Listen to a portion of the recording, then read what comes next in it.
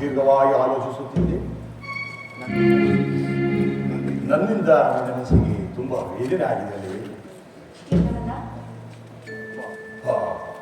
ನಾನು ನಿನಗೆ ತುಂಬ ದುಃಖ ಕೊಟ್ಟಿದ್ದೆ. ಛೇ, ಇದಕ್ಕೆ ಈ ರೀತಿ ಮಾತನಾಡುತ್ತಿದ್ದೀರಿ? ನನ್ನ ಮನಸ್ಸಿಗೆ ಆಗನಿಸಿತು. ನನ್ನಲ್ಲಿ ನಿನಗೆ ಅತಿಶಯವಾದ ಪ್ರೀತಿ ಇದೆಯಲ್ಲವೇ? ಅಲ್ಲವೇ? ನೀವಲ್ಲದೆ ನನಗಾಗದಿತ್ತು. ನೀವೇ ನನ್ನ ಸರ್ವಸ್ವ, ನೀವೇ ನನ್ನ ಆರಾಧ್ಯ ದೈವ. ನಾನು ಏನೇ ಹೇಳಿದರೆ ಅದರಂತೆ ನಡಿವೆ ಅಲ್ಲವೇ? ನಿಮ್ಮ ಆಜ್ಞೆ ವಿನಃ ನನಗೆ ಮತ್ತೇನಿದೆ ಸ್ವಾಮಿ? ಪತಿಯ ವಾಕ್ಯವನ್ನು ಪಾಲಿಸಬೇಕಾದ ಸತಿಯಾದವಳ ಧರ್ಮ. ನಿಜ, ಅದೇ ಅವಳ ಧರ್ಮ. ಹೌದು, ನಿಜ, ಅದೇ ಅವಳ ಧರ್ಮ.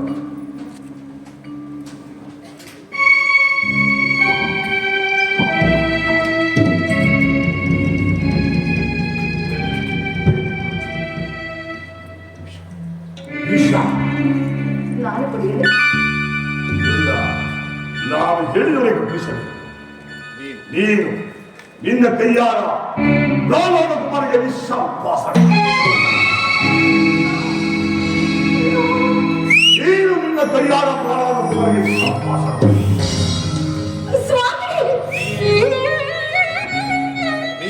ನೀನು ನಿನ್ನ ಕೈಯಾರ ಪ್ರಾಣಾದ ಕುಮಾರಿಗೆ ನೀನು ಬಂದಿರುವುದೇ ತಾನೇ? ಪತಿಯ ಆಜ್ಞೆಯನ್ನು ಉಲ್ಲಂಘಿಸಿದ ಬಾಲದಿಂದ ನೀತಿ ನೀಡಿದೆ ತಾನೇ? ಹೋಗು, ಪ್ರಾಣಾದ ಕುಮಾರಿಗೆ ಸಮರ್ಪಿಸು.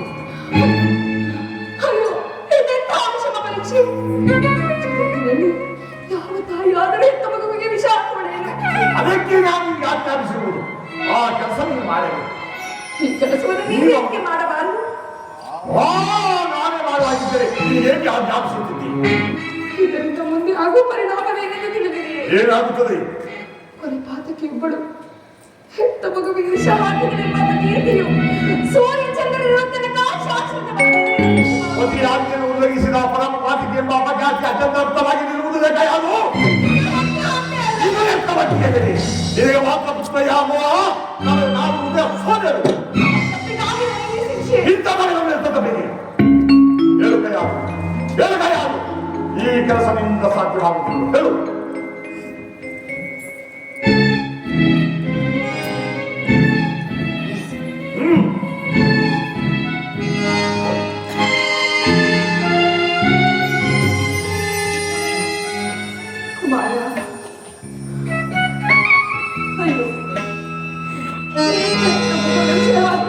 ಕೀರ್ತಿಯನ್ನಿಟ್ಟುಕೊಂಡು ಪ್ರಪಂಚದಲ್ಲಿ ನಾನು ಬದುಕಬೇಕೆ?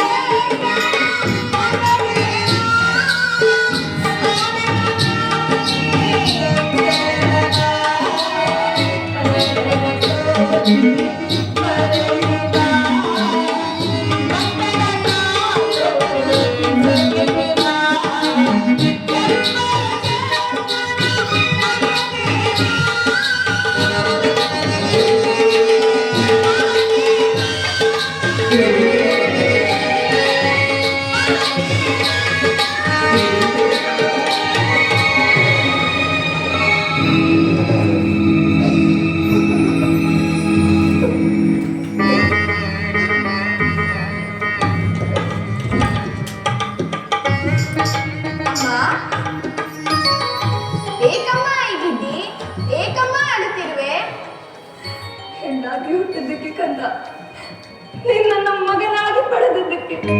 ನಾನೇನು ತಪ್ಪು ಮಾಡಿದೆ? ನೀನು ಹಾಗೆ ಧ್ಯಾನ ಮಾಡುವುದೇ ತಪ್ಪು. ಮತ್ತೆ ಇನ್ಯಾರು ಧ್ಯಾನ ಮಾಡಬೇಕು? ನಿಮ್ಮ ತಂದೆಯವರ ಧ್ಯಾನ. ಓ, ನಮ್ಮ ತಂದೆ ನಾರಾಯಣಗಿಂತನೂ ದೊಡ್ಡವನೇ ಅಮ್ಮ. ಹಾಗೆಲ್ಲ ಹೇಳಬೇಡ. ನಿಮ್ಮ ತಂದೆ ಪರಮೇಶ್ವರ. ಹಾಗಾದರೆ ನಮ್ಮ ತಂದೆಗೆ ಹುಟ್ಟು ಸಾವು ಇಲ್ಲವೇ ಅಮ್ಮ? ಕೇಳಮ್ಮ ಅಮ್ಮ, ಹುಟ್ಟು ಸಾವು ಇಲ್ಲದವನು ಜಗದೀಶ್ವರ, ಆದಿ ಅಂತ್ಯಗಳಿಲ್ಲದವನು ಲೋಕೇಶ್ವರ. ಸಕಲ ಜೀವಿಗಳಲ್ಲಿ ಒಬ್ಬನಾಗಿರುವುದು ಆ ಪರಮೇಶ್ವರ. ಆ ನಾರಾಯಣನೊಬ್ಬನೇ ಸತ್ಯ ನಿತ್ಯ. ಕುಮಾರ, ನಿನ್ನಷ್ಟು ತಿಳುವಳಿಕೆ ನನಗಿಲ್ಲ ಮಗನೇ.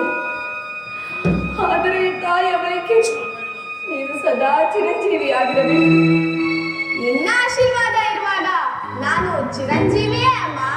ಇಲ್ಲ ಕಂದ, ಇಲ್ಲ. ಇಂದು ನಿನ್ನ ಹೆತ್ತ ತಾಯಿ ನಿನಗೆ ಮೃತ್ಯುವಾಗಿ ಬಂದಿದ್ದಾಳೆ. ನಿಮ್ಮ ತಂದೆಯವರ ಆಜ್ಞೆ, ನನ್ನ ಕೈಯಾರೆ ನಾನೇ ನಿನಗೆ ವಿಷವನ್ನು ಕುಡಿಸಬೇಕು.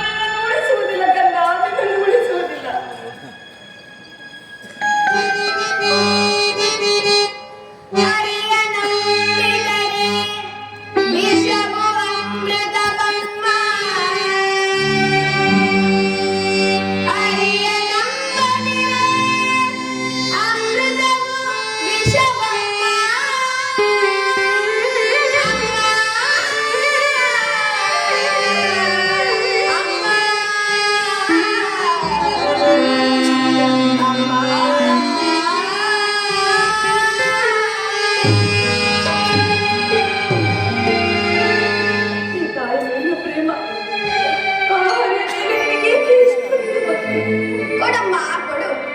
ಹಾಲು ಕೊಟ್ಟು ಬೆಳೆಸಿದ ತಾಯಿ ವಿಷ ಕೊಡುವಳೆ, ಜನ್ಮ ಕೊಟ್ಟ ತಾಯಿ ಮೃತ್ಯುವಾಗುವಳೆ.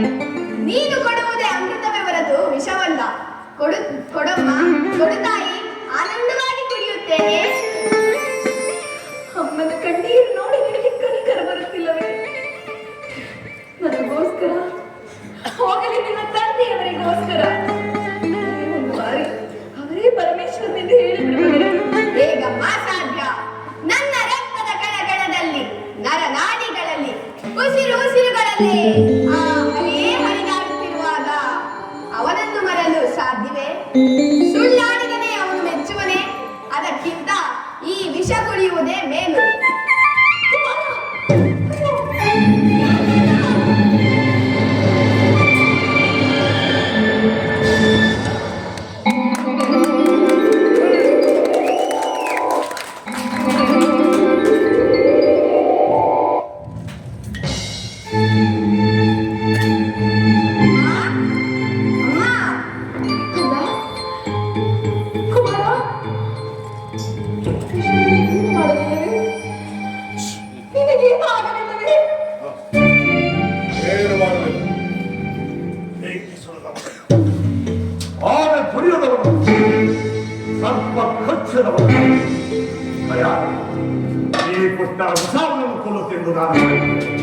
ನನ್ನಂತ ತಿಳಿಗೇಡಿ ಯಾರು ಸಾಧ್ಯವಿಲ್ಲ.